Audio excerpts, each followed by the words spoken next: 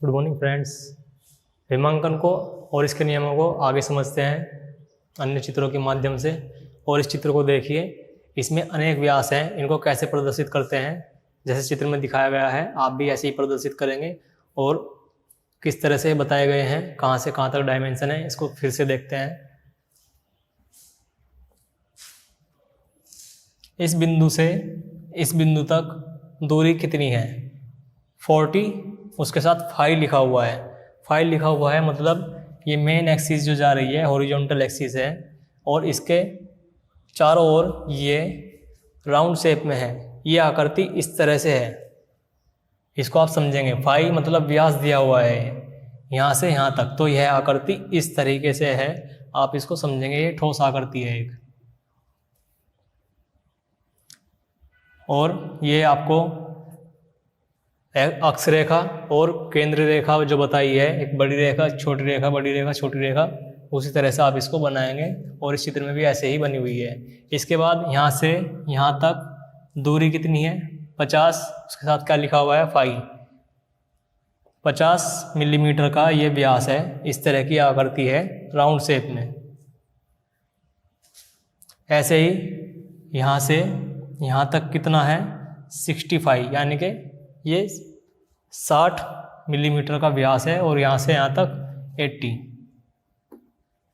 इसके बाद कुछ और मापें इसमें लिखी हुई है जो आपने पहले भी पढ़ी हुई है कि किसी चाप को आप किस तरह दिखाएंगे।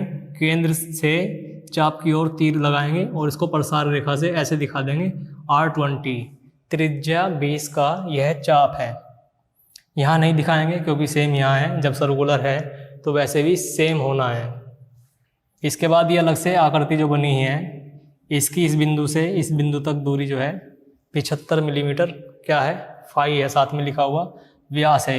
ये भी पूरी आकृति ही ये सर्कुलर है, आप याद रखेंगे। और यहाँ से यहाँ तक की दूरी कितनी है? कितनी दूरी तक? ये अलग से इसमें आकृति है 20 मिलीमीटर तक इसकी चौड़ाई है यहाँ से यहाँ तक, और लंबाई 75 यहाँ से यहाँ तक। आगे नेक्स्ट चित्र देखिए, दोनों चित्र सेम है, बस इनकी एक्सिस हॉरिजॉन्टल है और इसकी वर्टिकल। ये क्षैतिज, ये ऊर्ध्वाधर। इसमें देखिए यहाँ से यहाँ तक दोनों बिंदुओं की दूरी 40 क्या है? 5। व्यास 40 mm का। ये भी ऐसे राउंड शेप में है, पूरा चित्र ही ऐसे राउंड है। और 3D है, ये भी 3D है। आपको बोर्ड पे 2D दिखाई दे रहा है, आप इसको इमेजिन रखिए। और इमेजिन कैसे करेंगे, यहाँ 5 लिख के आपको दिया गया है, तो आपको यही समझना है कि ये चित्र किस प्रकार का है। 3D है, इस तरह से व्यास दिया हुआ है, ऐसे ही यह चित्र है। इसमें कंप्लीट कितनी दूरी तक का है? 85 5, और ये 45 यहाँ से यहाँ तक। इसके बाद जो और अधिक दूरी है 50, और अधिक है 60, और इसके बाद 75। ये सब क्या है? व्यास है। अर्थात यह चित्र इस तरह से है, ये यहाँ से यहाँ तक होलो है, छिद्र युक्त है, और जो छायांकित भाग है दोनों में, ये क्या है? ठोस आकृति है। और यहाँ भी ये छिद्र युक्त है, छायांकित भाग ठोस है। इन दोनों चित्रों को आप याद रखेंगे कि व्यास को किस तरह से दर्शाया जा सकता है। इसके बाद इस चित्र में और समझिए, जब आपको अर्धव्यास ही दर्शाया जाएगा, जब आपको केवल अर्धव्यास ही प्रदर्शित आप कर पा रहे हैं, तब आप डायमेंशनिंग कैसे करेंगे? जबकि आकृति कंप्लीट सर्कुलर है और आप अर्ध आकृति ही दिखा पा रहे हैं इस तरह से, तब आप डायमेंशनिंग कैसे करेंगे? जो है 40 व्यास है और ये आकृति कंप्लीट है, तो बना केवल आप इतना ही पा रहे हैं, दर्शा इतना ही सकते हैं, तब आप अक्ष रेखा या केंद्र रेखा से विमा रेखा को कुछ आगे बढ़ाते हुए दिखाएंगे। इस रेखा से कुछ आगे बढ़ाते हुए दिखाएंगे, और क्या लिखेंगे? 540 व्यास 40 मिलीमीटर। तब यह समझा जाएगा कि यह आकृति इस तरह से कंप्लीट है। और ये 50 आपको यहाँ से यहाँ तक दिखाई गई थी व्यास, 50, 60, 80 जो अभी आपने पीछे चित्र में समझा है, वही आकृति ये है। उसी की माप बताई गई है। 20 आपने यहाँ पे लिखा था, उसको कैसे दिखाएंगे? यहाँ पे या यहाँ पे दिखा देंगे। और ये 75 को भी इस केंद्र रेखा या अक्ष रेखा से कुछ आगे बढ़ाते हुए दिखा देंगे। ये सेम है पिछले चित्र की तरह। R20 त्रिज्या 20 का चाप। इस चित्र को देखिए, यहाँ पे ऐसे डिजाइन बना हुआ है। ये किस लिए बनाते हैं हम? ये गोलाकार आकृति है और शेडिंग इसलिए करते हैं, जो शेडिंग हुई है कि यह ठोस है। जब शेडिंग नहीं की जाएगी तो उसको खोखला माना जाता है। और यहाँ पे लिखा हुआ भी है स्पेयर R20। स्पेयर मीन्स गोलाकार, और ये जो आकृति इस साइड बनी है ऐसे, ये भी गोलाकार आकृति को दिखाती है। और शेडिंग ये पूरी अंदर तक ठोस आकृति है। फिर इसको आप डायमेंशनिंग में कैसे दिखाएंगे, कैसे प्रदर्शित करेंगे? ऐसे एक रेखा बनाएंगे, फिर प्रसार रेखा या और उसकी आधार रेखा पर लिख देंगे स्पेयर R20। त्रिज्या 20 मिलीमीटर का यह स्पेयर गोलाकार आकृति में बेलन आकार आकृति है। अब ये त्रिज्या क्या है? यहाँ से यहाँ तक है? नहीं, ये किसी एंगल पे नहीं है। त्रिज्या जब भी बेलन की होगी ये इस एक्सिस के लंबवत होगी त्रिज्या, और उसी का ही ये स्पेयर उतनी ही त्रिज्या का है। ये गोलाकार रोड है, स्पेरिकल रोड या गोलाकार छड़। इसी तरह से इसका दूसरा पार्ट है, जब ये आगे की ओर से उतनी ही गोलाई में क्लोज है। तो इसको कैसे बनाते हैं, कैसे दर्शाएंगे? इसमें ये पॉइंट कहीं भी बना सकते हैं हम, जहाँ से स्पेयर R20 दिखाया हुआ है। इसमें ये त्रिज्या जितनी होगी उतनी ही दूरी पर तीनों ओर से है, इस ओर से भी, इस ओर से भी और इस ओर से भी। ये इसका केंद्र है। इस केंद्र से चाप की ओर, जो ये अर्धवृत्त पूरा है, अर्धवृत्त या चाप की ओर तीर लगाएंगे, उसको आगे बढ़ा के दिखा देंगे स्पेरिकल R20। त्रिज्या 20 का यह स्पेयर है, और क्योंकि ये ऐसी गोलाई का और इस तरह से दिखाया गया है, तो इस तरह से आगे भी, यहाँ भी त्रिज्या 20 है इस तरह से 3D में, और आगे की ओर आप गोलाई देख रहे हैं, ये भी त्रिज्या 20 ही है। इसलिए इस पॉइंट पे दिखाया गया है और लिखा गया है त्रिज्या R20 का स्पेयर। गोलाकार आकृति किसकी? बेलनाकार आकृति आपको दिखाई दे रही है, और इसका व्यास आप यहाँ दिखा सकते हैं, या यहाँ केवल स्पेयर लिख के यहाँ लिखेंगे 540। इसमें अलग से R20 इसलिए दिखाया गया है क्योंकि आगे से भी गोलाकार है, और आपको पता रहे कि इधर भी 20 है, और ये 540 तो चल ही रहा है, R20 तो चल ही रहा है। इस गोलाकार आकृति के लिए अलग से 20 भी लिखा है। इसको 2 बार जरूरी नहीं कि आप ये कहें कि 2 बार लिखा हुआ है। एक ही बार लिखना विमांकन में बताया जाता है और आपने 2 बार लिख दिया, ऐसा नहीं है। ये इस आकृति के लिए 2 बार लिख सकते हैं। CS के 90 डिग्री, CS के क्या? Counter sink.